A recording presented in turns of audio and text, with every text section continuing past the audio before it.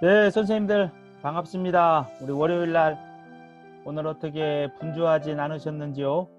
늘 하나님의 은혜가 우리 선생님들 가운데 흐르기를 축복합니다. 우리 모두 쉽지 않은 그런 시기를 지금 보내고 있어요. 요즘 확진자가 거의 뭐 10,000명대에 육박을 하는 것 같아요. 또 이래저래 우리가 심리적으로 또 여러 상황적으로 또 영향을 받을 수밖에 없을 텐데, 이럴 때 우리 더 깨어서 기도하면서 하나님 앞에 우리 자신을 세워가는 우리 선생님들 되기를 축복합니다. 이 시간 우리 로마서 말씀 앞에 서는데요, 오늘 길지 않게 좀 메시지를 구성을 했습니다. 기도하고 시작하겠습니다. 참 좋으신 하나님 감사합니다. 우리 귀한 선생님들과 함께 생명의 성령의 법을 따라 삽시다 라는 제목하에 로마서 8장 1절에서 17절 전반부 한편 우리 살펴보기를 원합니다. 말씀이신 우리 하나님께서 친히 가르쳐 주셔서 우리 모두에게 의미 있는 시간 되도록 이끌어 주시기를 원합니다.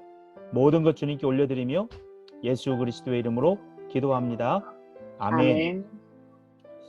오늘 본문이 8장 1절에서 17절이에요. 근데 본문을 제가 읽지는 않겠습니다. 사실상 로마서 본문이 때로 읽으면 좀 더 어렵게 다가오는 부분도 있기도 한 것 같아요, 한편에. 그래서 전체적인 흐름을 따라서 그렇게 보도록 하겠습니다. 지금 첫 번째 화면에 나오는 부분이 8장 2절이에요. 그리스도 예수 안에 있는 생명의 성령의 법이 죄와 사망의 법에서 너를 해방하였습니다. 성령 하나님에 대해서 오늘 한번 우리 더 깊이 있게 살펴보기를 원합니다. 지난 시간에 이거 봤던 우리 화면이에요. 오른쪽 상단에 있는 부분이 일본이 미국의 진주만 해군 기지가 있는 그곳을 공격했던 그 부분들이죠. 그날 미국의 루즈벨트 대통령이 영국의 수상 처칠, 영국이 당시에 지금 2차 세계대전을 연합국 축에서 이끌고 있었죠. 그때 전화를 해서 이제 우리 미국이 공식적으로 2차 세계대전에 참전하겠다라고 이야기를 하니까 처칠이 그동안 상당히 맨 앞선 지도자로서 전쟁을 이끌면서 스트레스를 많이 받았는데, 미국의 참전 소식을 듣자마자 모든 근심을 내려놓을 수 있는 그런 경험을 했어요. 그 일기장에 기록이 나오는데, 이 부분을 언급한 부분은 우리가 성령에 사로잡히지 않으면, 성령 하나님께서 역사하지 않으면 우리는 지난번 7장에서 고백했던 바 오호라 나는 공고한 사람이로다 이 사망의 몸에서 누가 나를 건져내랴, 맨날 이런 고백을 할 수밖에 없다라는 거예요. 그러나 성령이 우리 가운데 오심을 통해서, 이 성령이 오심은 예수 그리스도께서 친히 곤고를 담당하시고 십자가에서 우리의 사망의 몸을 끌어안고 담당을 했기 때문에 이 부분들은 우리가 이제 예수님 때문에 그 길이 열렸다라고 하는 것, 우리가 이제 참고적으로 이제 볼 필요가 있다라고 하는 것입니다. 그래서 우리가 이제 성령과 함께 우리는 이제 새로운 신앙의 여정을 걸어가게 되는 거예요. 조금 전에 담임 목사님한테 전화가 왔는데 일단 공부에 집중하기 일단 안 받았습니다. 자, 이제 이런 이제 새로운 우리가 신앙의 지평이 열려지는 거예요. 이 놀라운 역사를 이루어 감에 있어서 성령 하나님이 우리의 신앙에 있어서 어떤 역할을 하시는지 한번 이제 기대하면서 나가야 되겠죠. 오른쪽 하단에 있는 것이 이제 노르망디 상륙 작전이라는 겁니다.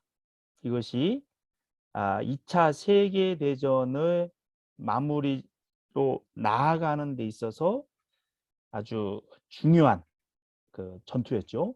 우리한테는 우리 한국 전쟁 당시에는 인천 상륙작전이 승리함을 통해서 전쟁의 승기를 우리 대한민국 쪽에서 잡을 수 있었잖아요. 노르망디 상륙작전도 마찬가지입니다. 노르망디가 이제 프랑스 앞쪽에 있는 그 해변이죠. 여기에 미국의 아이젠하워 장군을 중심으로 해서 이 상륙작전을 감행을 합니다.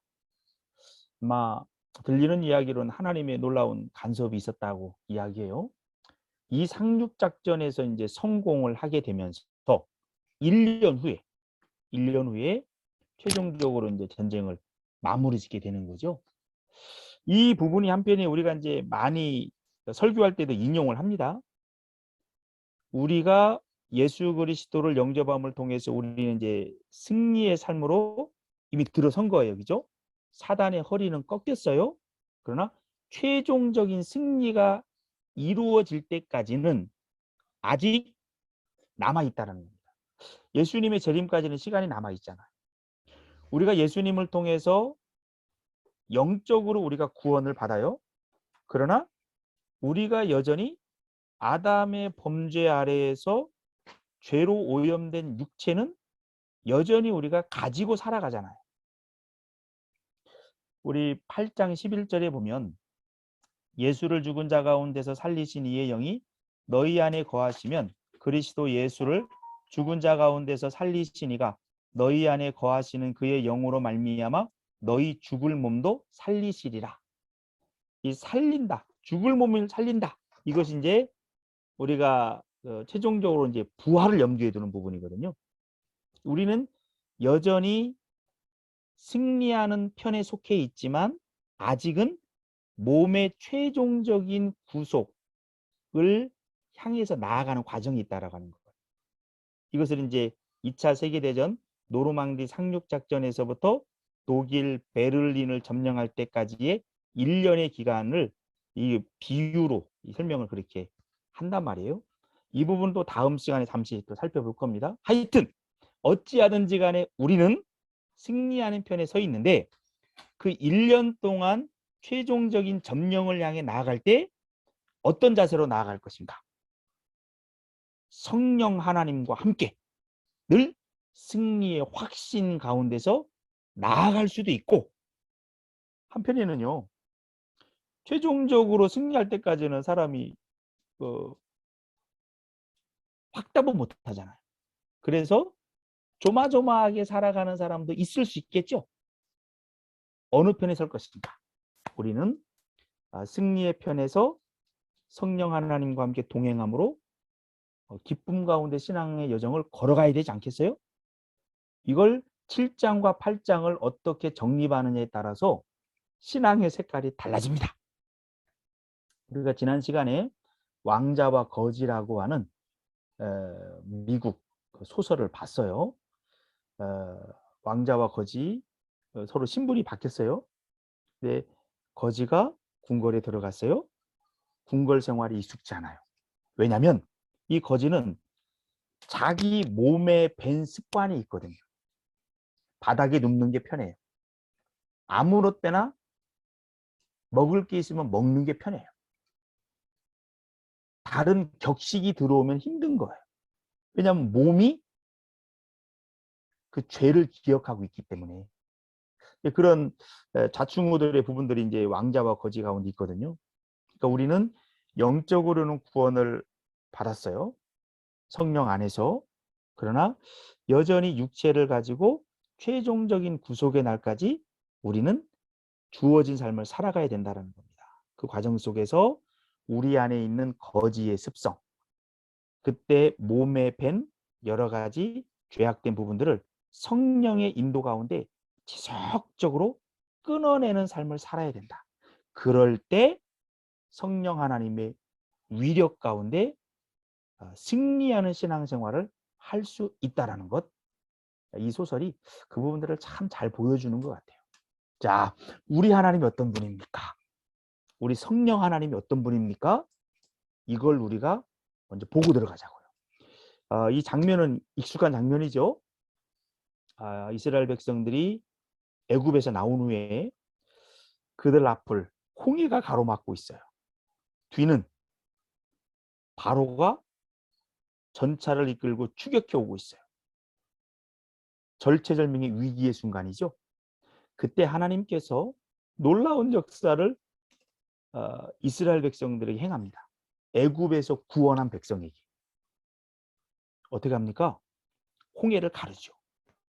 엄청난 기적이에요. 한번 실제로 역사 가운데 그 홍해가 갈라지는 걸 눈으로 보고 있다고 생각해 보세요. 우리 영화로 보면 그래픽으로 한 부분이겠지만 홍해가 쫙 갈라지는 엄청난 장면이 보여요. 이 홍해를 하나님이 가르는데 마른 동풍을 동원해요. 마른 동풍을 동원해서 밤새도록 이 홍해를 갈라요. 물이 갈라진 그 바닥은 어떻겠어요? 오랫동안 물이 잠겨 있었기 때문에 뻘 아니겠냐 말이에요. 푹푹 들어갈 수가 있죠. 푹푹 들어가지 않더라도 물기가 있는 땅이기 때문에 그들이 신고 있는 신발이 다 묻을 거예요. 그때 신발이 얼마나 좋겠어요. 불편하잖아요. 하나님은 이것까지 고려해서 그 바닥까지 말려버렸다는 겁니다. 드라이 그라운드. 먼지 나는 땅을 건너가게 만들었어요.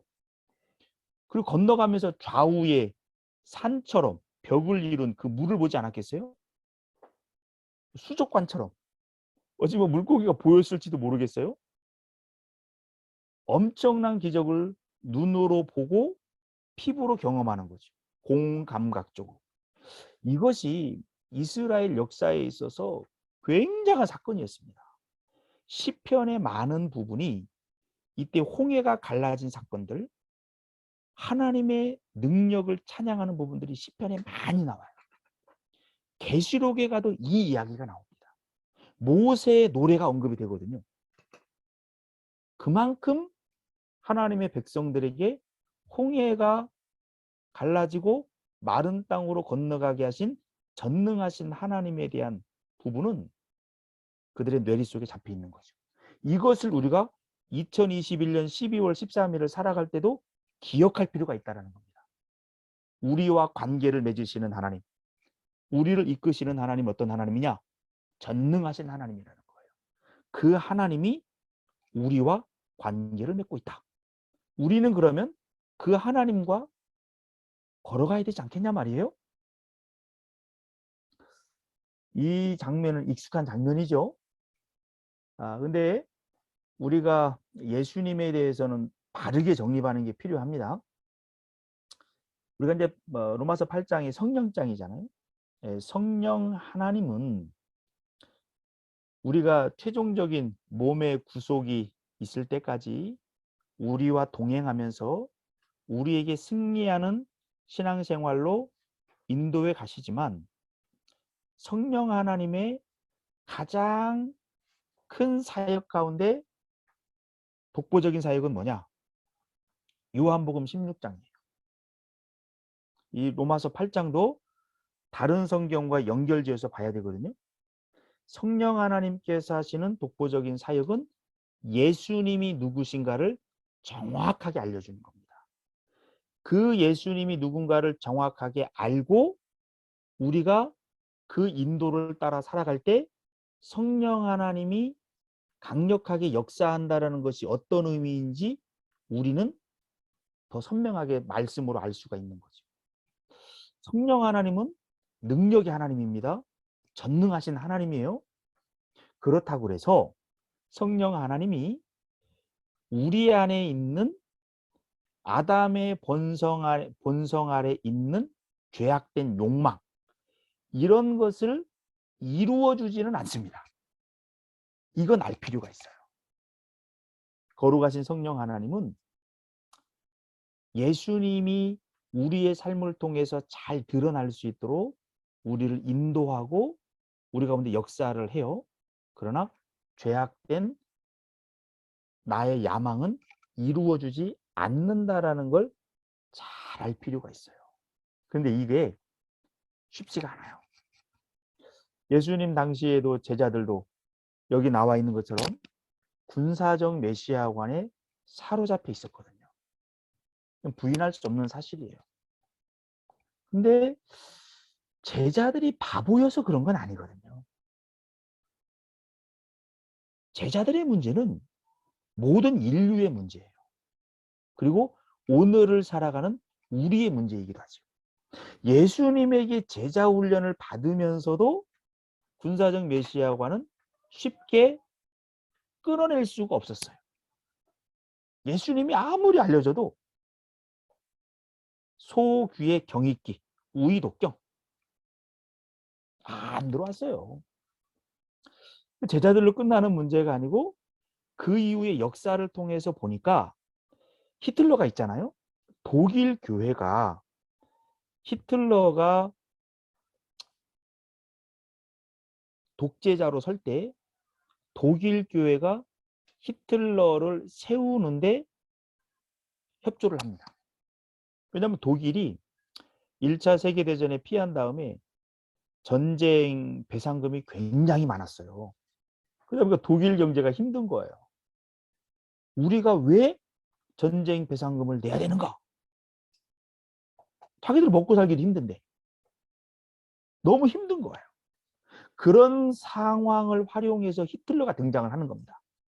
그러면서 아리안족의 우수성을 위하여, 게르만족의 우수성을 위하여 요걸 내걸면서 배상금을 안 내는 거죠. 그러면서 세계를 우리가 지배하자. 이런 야망을 막 일으키는 거예요. 그러니까 독일 사람들 어떻게 했어요? 그래, 한번 해보자. 히틀러가 대중연설의 천재랍니다. 선동가예요. 굉장한 선동가죠. 그리고 음악을 활용할 줄 알아요. 음악을 통해서 백성들의 마음을 사로잡아요. 천재적인 감각을 가지고 있어요. 독일 교회가 여기에 동조를 해요. 근데 우리 기독교적 관점에서 보면 히틀러가 추구했던 건 군사적 메시아관이었어요. 지배하는 거예요. 힘으로. 그 결과가 어떻게 됩니까? 세계를 다시 전쟁의 소용돌이로 몰아넣지요. 그럼 결국 히틀러도 맨 마지막에는 미쳐서 죽잖아요. 그 왼쪽 하단에 있는 그 십자가의 모습이 당시에 예수님에 대한 모습입니다. 굉장히 근육줄이잖아요. 근육질이에요. 2도 받고 3도 받고 막 가슴도 와 굉장해요. 팔도 엄청나요.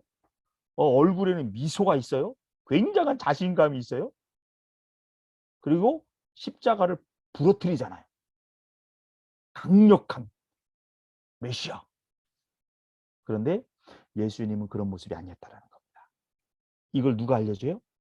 성령이 알려주는 거예요. 군사적 메시아와는요. 결국 자기도 힘들고 다른 사람도 힘들게 합니다. 왜냐하면 힘으로 지배하려고 들거든요. 모든 걸 자기 손가락으로 움직이려고 하거든요. 그러면 그 움직이는 사람은 기분 좋겠어요? 인격적인 존재인데 자기가 힘이 없을 때는 어쩔 수 없이 무릎을 꿇겠지만 존경하면서 무릎을 꿇지는 않습니다. 힘 앞에는 어쩔 수 없이 숙이는 거예요. 마음의 동의는 없어요. 그런데 고난받는 종이신 예수님의 리더십은 어떻습니까? 예수님 자신이 고난으로 본을 보이잖아요. 섬기잖아요.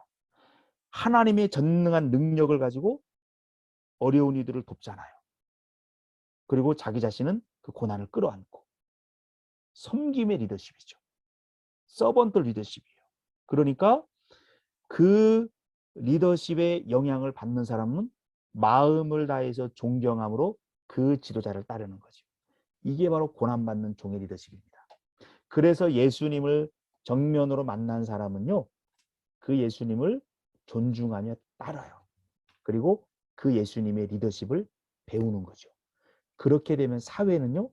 평화가 오는 거예요. 마음에서 우러나오는 고개 숙임이 있는 거예요. 그게 바로 하나님의 나라의 모습입니다. 예수님이 그걸 몸소 보여줬고 성령 하나님이 그걸 깨우치는 거죠. 그래서 성령 하나님의 온전한 지배 아래 있을 때 우리는 예수님에 대한 바른 이해를 할 수 있게 되면서 나도 살고 남도 살리는 겁니다. 또 우리가 성령 하나님의 강력한 힘, 능력을 우리가 고난받는 종의 리더십을 세워가는데 활용을 해야 되겠죠. 자, 성령의 인도를 받으면 어떻게 됩니까? 바울이 그걸 보여줘요. 바울이 나를 본받으라고 그랬잖아요. 그 말은 어떤 의미냐면요. 바울이 뭐 자기가 모든 걸 다 잘할 수 있어서 그런 의미에서 나를 본받으라는 부분이 아니에요. 그 원어적인 관점에서 보면 바울은 자기 스스로가 예수님에 의해서 선택을 받고 예수님의 뒤에 자기가 서 있다고 생각한 거예요. 우리 학교에서 보면 기준 하잖아요. 우리 선생님들 그 경험 있는지 모르겠어요. 옛날에 우리 운동장에서 체육할 때 선생님이 반장한테 기준 시킵니다. 그러면 기준을 중심으로 오와 열이 쫙 맞춰주는 거죠. 이런 개념과 같은 거예요. 사도 바울은 기준이신 예수님 뒤에 자기가 바로 서 있다는 겁니다. 그래서 그 다음 사람도 내 뒤에 서라는 얘기는 결국 예수님 뒤에 서라는 의미가 되는 거예요.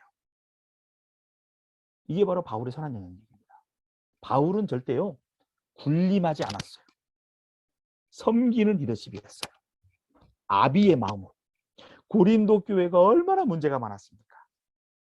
혼낼 때는 혼내더라도요 아비의 마음으로 혼내는 거예요. 그리고 아비의 마음으로 그들을 이해하고 품었어요. 그게 바로 바울의 리더십이에요. 결국 고린도 교회 많은 성도들이 예수님처럼 변화되잖아요. 이게 바로 고난받는 종의 리더십입니다. 오늘날도 많은 사람들은 바울을 최고의 사도라고 불러요. 사도 하면 바울을 의미하는 겁니다. 그 바울이 그 디모데를 세우죠. 또 누가와 함께 동역을 하죠. 디도라고 하는 사람도 세우죠. 바로 성령의 인도를 받으면 이런 선한 영향력 가운데 자기도 살고 남도 살리는 삶이 된다라고 하는 것. 반대적으로 성령의 인도를 받지 않으면 어떻게 되냐? 자, 우리가 8장 13절에 보면 너희가 육신대로 살면 반드시 죽을 것이로되 영으로서 몸의 행실을 죽이면 살리니. 요 부분을 염두에 두고 지난 시간에 설교 때 이 부분 했던 부분이에요. 롯을 끌어온 겁니다. 창세기 19장을 지금 끌어온 거거든요. 보세요. 육신대로 살면 반드시 죽을 것이로되 이 말이 어떤 의미일까요? 이 8장은 성령이 내주하는 사람들을 대상으로 지금 쓴 성경이거든요. 그럼 여기서 죽는다라는 말이 뭐냐고요. 여기서 말하는 죽는 것은 한 번 뭐 사람이 뛰어나면 그 다음에 죽는다 그런 의미는 아니죠. 여기서 죽는다라는 의미는요. 성령 하나님의 인도를 받지 않고 살기 때문에 전혀 영향력을 끼치지 못하는 사람을 의미하게 되는 겁니다. 그걸 죽을 것이로되라는 말로 표현을 한 거예요. 다만 우리가 성령의 인도를 따라서 내 몸의 행실, 즉 아담의 죄악된 본성을 죽이면 산다라는 건 뭐예요? 영향력을 끼친다라는 거죠. 사도 바울이 그런 겁니다. 그래서 자기 몸의 행실을 끊임없이 죽임을 통해서 성령 안에서 영향력을 끼치는 남을 살리는 삶을 산 거죠. 그와 반대적인 개념으로 육신대로 살다가 영향력을 끼치지 못하는 사람, 그게 바로 롯이라고 하는 사람이에요. 그걸 끌어온 겁니다. 한 번 더 들어보시기 바랍니다. 소돔과 고모라, 소알이라는 지역이 지금 거기 원으로 취해져 있는 그쪽 부분이에요. 사해 저 밑바닥에 아래쪽에 있는 그런 부분이죠. 소돔과 고모라가 상당히 풍요로운 지역이었어요.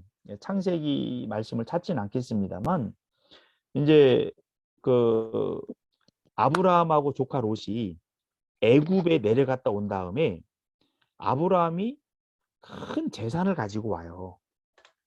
아브라함이 사라 문제로 실수했는데도 불구하고 하나님이 아브라함을 보호해 줍니다.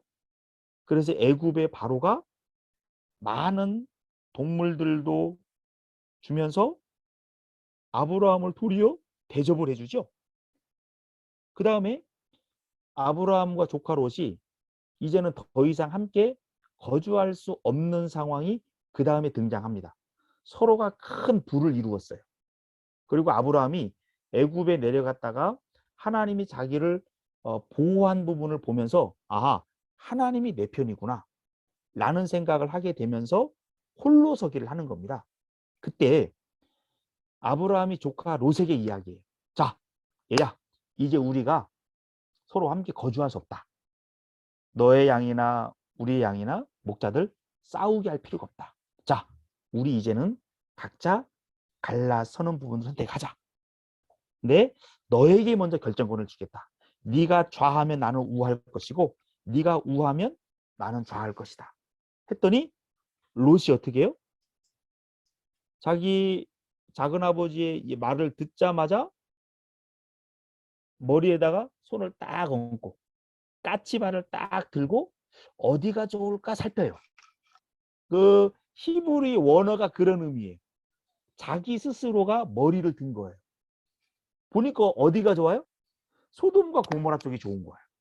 왜? 애굽의 강과 같았다 표현이 나오거든요. 애굽에 내려갈 때 같이 내려갔거든요. 애굽의 풍요를 봤거든요.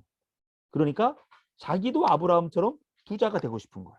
그러면서 소돔과 고모라 쪽을 선택합니다. 굉장히 풍요로운 곳이었어요. 근데 결과적으로 어떻게 됩니까? 멸망하는 도성이 되잖아요.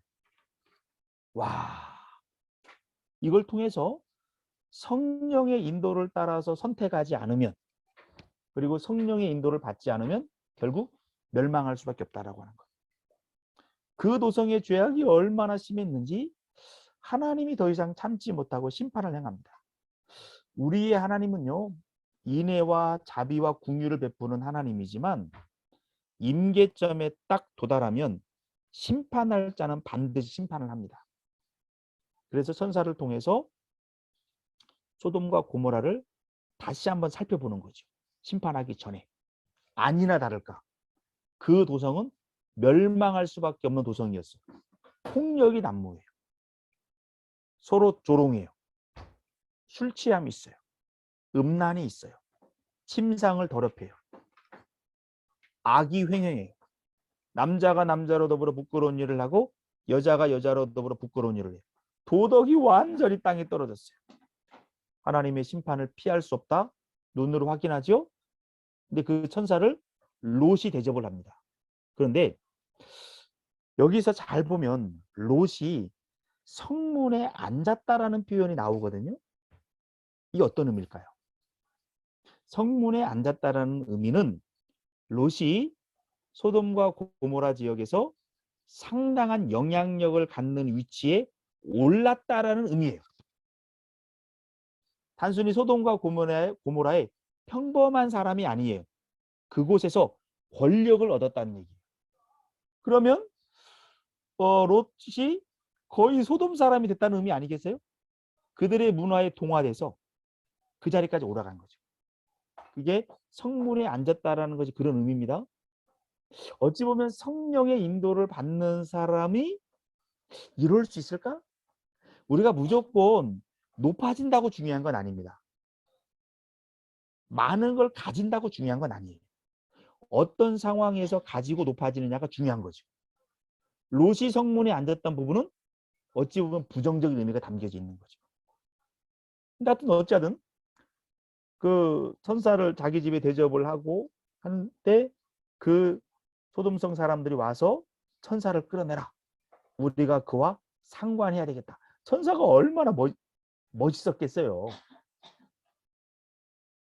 롯이 막으려고 하니까 이놈이 어디서 와서 우리의 대장로 달려가는가? 아마 이 성중에 있던 사람도 롯에 대해서는 조금 더 부정적인 게 있었나 봐요. 자, 결국은 이제 아브라함의 은혜 아래에서 부끄러운 구원을 받는 거죠, 사실상. 사위들한테 얘기하죠. 사위들이 뭐라고 그래요? 에이, 장인어른 농담하지 마십시오. 이렇게 좋은 세상인데 무슨 멸망한다는 얘기예요? 우리 장인어른은 농담도 잘하셔. 장인어른의 말을 무시해. 사위들에게 영향을 끼치지 못해요. 뿐만 아니라 그 뒤에 보면은 이제 소금처럼 생겼잖아요. 롯의 아내. 뒤를 돌아보죠.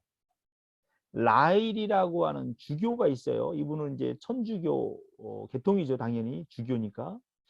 이분이 이쪽 부분을 주석을 하면서 그런 말을 했어요. 롯의 아내가 뒤를 돌아봤다라는 부분은 어떤 의미냐? 롯의 아내는 소돔 사람이 되었다라는 의미라는 겁니다. 그렇죠. 그러니까 그 도성을 떠날 수가 없는 거예요. 결국은 뒤를 돌아봄으로 소금 기둥이 되고 롯은 두 딸과 함께 가는데 원래 목표점까지 가지 못해요. 소알성까지 가게 되는 거죠. 그때 아마 롯이나 두 딸의 마음이 어떻겠어요? 소돔성이 화려했던 걸 다 잃어버린 상황이에요. 근데 이들이 이제 그 후에 어떤 생각을 갖냐면 자손을 낳아야 되겠다는 생각을 해요. 씨를 남기는 것이 사람에게는 필요할 수 있잖아요. 어떤 생각을 하느냐? 씨를 남기긴 남겨야 되는데 이 두 딸에게는 결혼할 사람이 없잖아요. 그 사위들이 안 나왔잖아요. 그 사람들이. 어떤 생각을 하느냐? 아버지를 통해서 씨를 남겨야 되겠다 이런 생각을 하는 거예요. 씨를 남기는 것은 후손을 남기는 것은 필요하지요. 역사가 그래야 움직여져 가니까. 그러나 질서가 있는 거예요. 어떻게 딸이 아버지와 상관을 할 수 있습니까? 그런데 이 일을 감행을 해요. 롯도 거기에 같이 동조하죠. 롯이 몰랐겠어요? 알지요. 근데 결국 술에 취해서 그 일들이 감행이 되어져요. 롯의 모습 속에서 하나님의 사람의 모습은 전혀 보이지 않습니다. 이게 바로 죽은 삶 아니겠어요? 여기서 우리 하나 더 봅시다. 성령의 인도를 받는 사람이 왜 술을 가까이 하면 안 되는가? 우리가 이제 한국 교회에서 이제 술에 대해서는 좀 부정적인 인식이 있어요. 우리가 이제 건덕, 다른 사람에게 있어서 이제 서로 덕스럽지 않기 때문에 술을 먹으면 안 된다라고 이제 이야기하기도 하는데 오늘은 우리가 신앙적으로 한번 접근해 볼 필요가 있습니다. 술을 먹으면 안 되는 이유는 뭐냐? 신앙적인 이유예요. 마틴 로이드 존스도 이제 그런 맥락에서 언급을 한 것으로 알고 있는데요. 술을 먹으면 어떻게 됩니까? 술이 내 정신을 지배하는 거예요. 술이 들어가는 순간 내 말초신경계를 지배를 합니다. 신앙인들이 술을 먹으면 안 되는 이유는 뭐냐? 나는 오로지 성령의 인도만을 받는 삶, 하나님의 백성입니다. 그러니 다른 것에 의해서 내 정신이 지배될 수 없습니다. 나는 거부합니다. 그래서 성령의 인도를 받는 사람은 술을 거부하는 게 맞는 거예요. 이건 신앙적인 겁니다. 건덕의 차원에서 접근할 부분은 아니라고 하는 것. 성령의 인도를 받는 우리 선생님들은 술 가까이 하지 맙시다. 가끔 바울도 디모데에게 몸에 나는 병을 위해서 쓰라. 위장병을 위해서 쓰라. 이런 부분이 있긴 한데 우리는 그런 부분들이 아니라면 우리 술은 가까이 하지 맙시다. 하여튼 롯과 두 딸은 이 술 취해서 그나마 양심은 좀 살아 있었나 봐요. 결국은 자손을 번성해서 모압과 암몬을 낳는데 모압과 암몬은 하나님의 백성들의 발목을 지속적으로 잡아왔다라고 하는 것. 염두에 두면서 우리는 이런 삶을 살지 말아야 되겠습니다. 마무리 짓습니다. 생명과 성령의 법을 따라 삽시다. 우리 선생님들은 구원받은 하나님의 백성이라고 좀 확신합니다. 그러면 성령이 우리와 관계를 맺고 있는 거예요. 그다음 우리는 성령 하나님의 인도를 따라서 지속적으로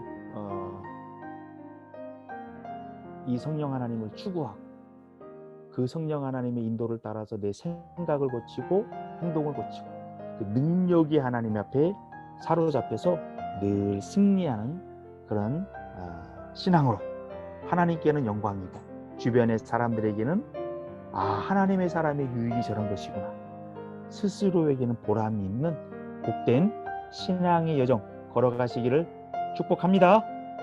혹시 질문이 있으시면 따로 해주시기를 바라고요. 하여튼 우리 다음에 우리 MP 가면 우리 깊이 있는 토론도 한번 합시다. 제가 기도하고 마치겠습니다. 참 좋으신 하나님, 그리스도 예수 안에 있는 생명의 성령의 법이 죄와 사망의 법에서 너를 해방하였습니다. 이 로마서 8장 2절의 말씀 얼마나 감동적인 말씀입니까? 우리는 해방된 존재입니다. 더 이상 우리는 사단의 지배 아래 있지 않습니다. 악의 지배 아래 있지 않습니다. 이 해방의 기쁨을 성령 안에서 충만히 누릴 수 있도록 인도해 주세요.